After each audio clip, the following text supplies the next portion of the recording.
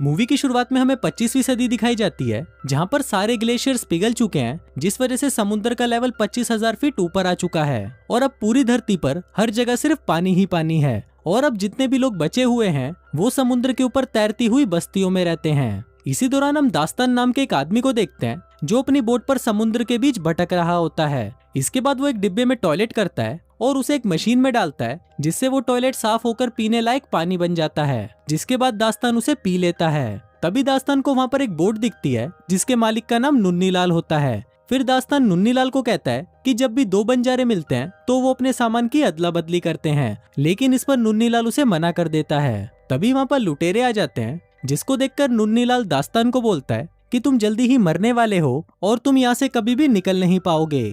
अब नुन्नीलाल ऐसा इसलिए बोल रहा था क्योंकि दास्तान की बोट बहुत धीरे चल रही थी, पर तभी दास्तान अपनी बोट में कुछ जुगाड़ लगाता है और तभी वो बोट अचानक से तेज हो जाती है। इसके बाद दास्तान नुन्नीलाल की बोट के पीछे पड़ जाता है और अपनी बोट की मदद से उसकी बोट को पूरी तरह तबाह कर देता है। तभी वो लुटेरे भी वहाँ पर आ जाते हैं और वो नुन्नीलाल को पकड़कर मार डालते हैं। अब क्योंकि दास्तान वहाँ से निकल चुका था इसलिए वो बच जाता है। इसके बाद दास्तान एक जल बस्ती तक पहुंचता है और वहां आकर उन्हें मिट्टी दिखाता है। अब मिट्टी को देखकर वो लोग चौंक जाते हैं, क्योंकि आज के टाइम में जिस तरह सोना चांदी और डायमंड्स कीमती हैं, उसी तरह उस टाइम में मिट्टी की कीमत बहुत ज्यादा थी। और इसी मिट्टी की मदद से दास्तान उस बस्ती के अंदर चला जाता है। फिर जब वहाँ के लोग दास्तान की मिट्टी को तोलते हैं तो वो 6.5 किलो होती है, जिसके बदले वो दास्तान को 62 सिक्कों का ऑफर देते हैं। लेकिन दास्तान उन्हें बोलता है कि उसे 62 नहीं बल्कि इसके 2 गुने चाहिए, जिस पर वो लोग दुगने सिक्के देने के लिए भी तैयार हो जाते हैं। इस टाइम पर मिट्टी की कीमत इसलिए भी ज्यादा थी ताकि ये लोग मिट्टी पर पौधे लगाकर उस पर खाने की चीजें उगा सकते हैं।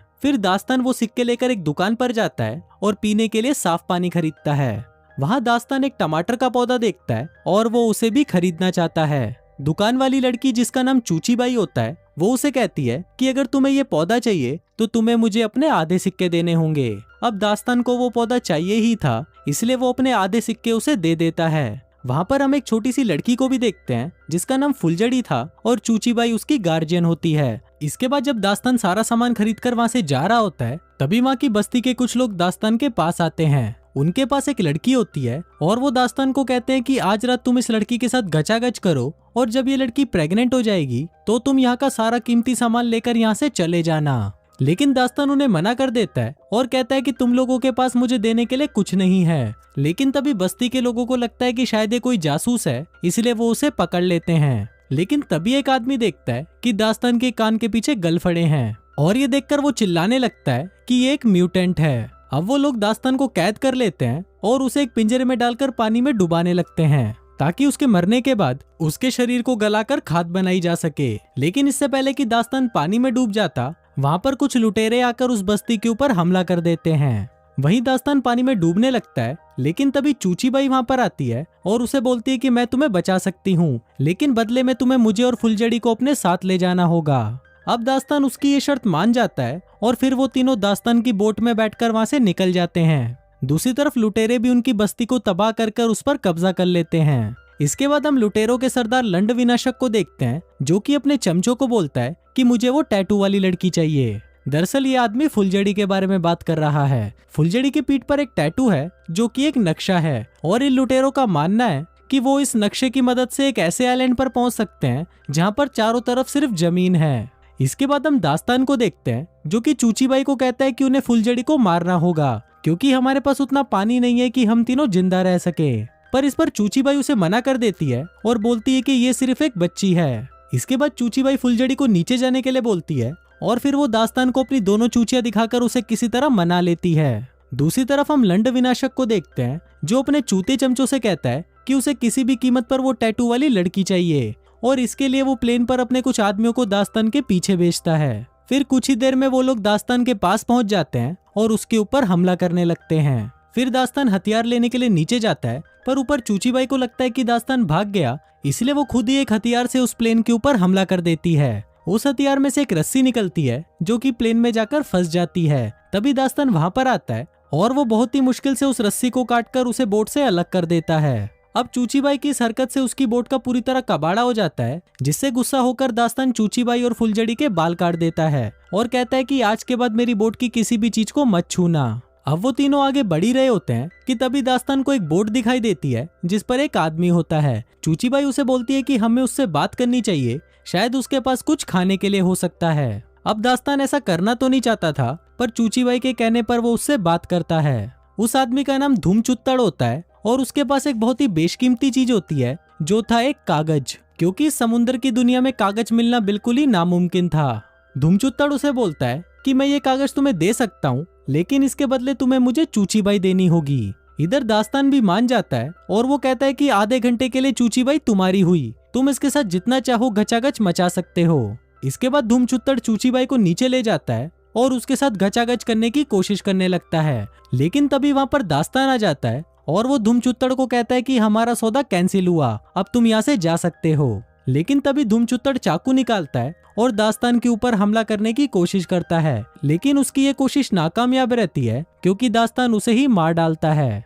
अब दास्तान को पता था कि चूचीबाई और फुलझड़ी भूखी हैं, इसलिए वो पानी में कूदता है और एक बहुत ही बड़ी मछली का शिकार करता है, जिससे ये सभी पेट भरकर खाना खा पाते हैं। अब कई दिनों तक साथ रहने के बाद दास्तान चूचीबाई की तरफ अट्रैक्ट होने लगता है और उसकी फुलझड़ी के साथ भी दोस्ती हो जाती है। अब ऐसे ही कुछ दिन बीत जाते हैं और फिर एक दिन दास्तान देखता है कि लंड विनाशक और उसके गुंडे उसे ढूंढ रहे होते हैं। अब दास्तान को शक होने लगता है कि ये लुटेरे बार बार उसका ही पीछा क्यों कर रहे हैं, जबकि उसकी तो उनके साथ कोई दुश्मनी भी नहीं है। तब चूचीबाई बताती है कि फुलझड़ी की पीठ पर जो टैटू है वो एक नक्शा है जिसकी मदद से ये लोग जमीन पर पहुंच सकते हैं। पर ये सुनकर दास्तान उसे बोलता है कि ये सिर्फ फालतू की बकचोदी है और ऐसी कोई भी जगह नहीं है। पर इस पर चूचीबाई उसे बोलती है कि ऐसी जगह है। वो बताती है कि जब हमें फुलझड़ी मिली तो उसकी टोकरी में भी मिट्टी थी जो तुम्हारी मिट्टी से कई ज्यादा अच्छी किस्म की थी। अब ये सुनने के बाद दास्तान चूचीबाई को एक बॉक्स में बंद करता है और उसे समुद्र के तल में ले जाता है। वहाँ पर वो उसे बड़ी बड़ी बिल्डिंग्स दिखाता है जो कि पानी में डूबकर बिल्कुल वीरान हो चुकी थी।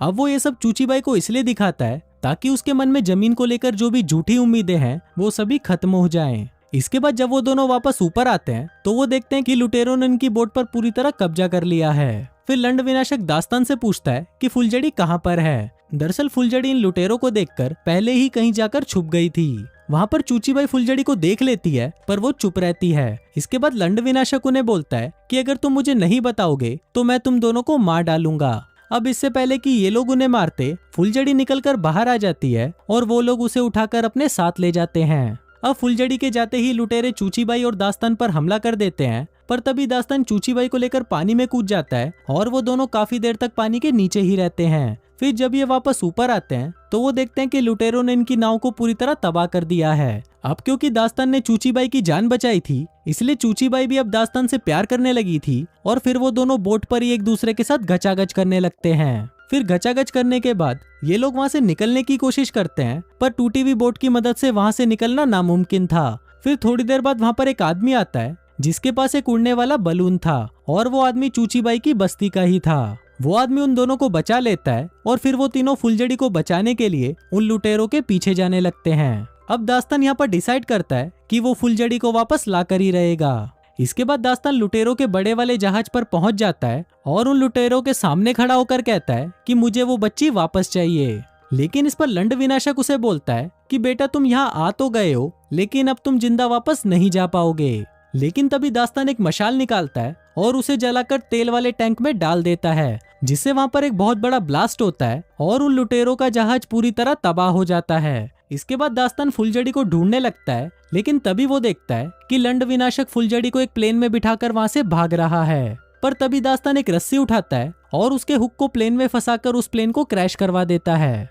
अब उन लुटेरों का जहाज भी पानी में डूबने वाला होता है, लेकिन तभी वहाँ पर चूचीबाई उस उड़ते हुए गुब्बारे को लेकर आती है और फिर वो सभी उसमें बैठकर वहाँ से जाने लगते हैं। लेकिन लंड विनाशक अभी भी जिंदा होता है और वो एक बंदूक लेकर उससे फुलझड़ी पर गोली चला देता है, लेकिन वो गोली फुलझड़ी के पास में लगती है और फुलझड़ी उस बैलून से नीचे गिर जाती है। तभी दास्तान बलून से जंप करता है और फुलझड़ी को पकड़कर वापस ऊपर ले जाता है। अब ये लुटेरे जो फुलझड़ी को पकड़ने आ रहे थे वो आपस में ही टकरा जाते हैं और मारे जाते हैं। अब इन लोगों के साथ जो आदमी था उसे नक्शा पढ़ना आता था, जिसकी मदद से वो उस आइलैंड का पता लगा लेते हैं। अब ये लोग फाइनली सूखी जमीन पर पहुंच जाते हैं और वहां पर उन्हें एक झोपड़ी मिलती है जिसमें 2 कंकाल पड़े हुए थे जो कि फुलझड़ी के माँ बाप थे।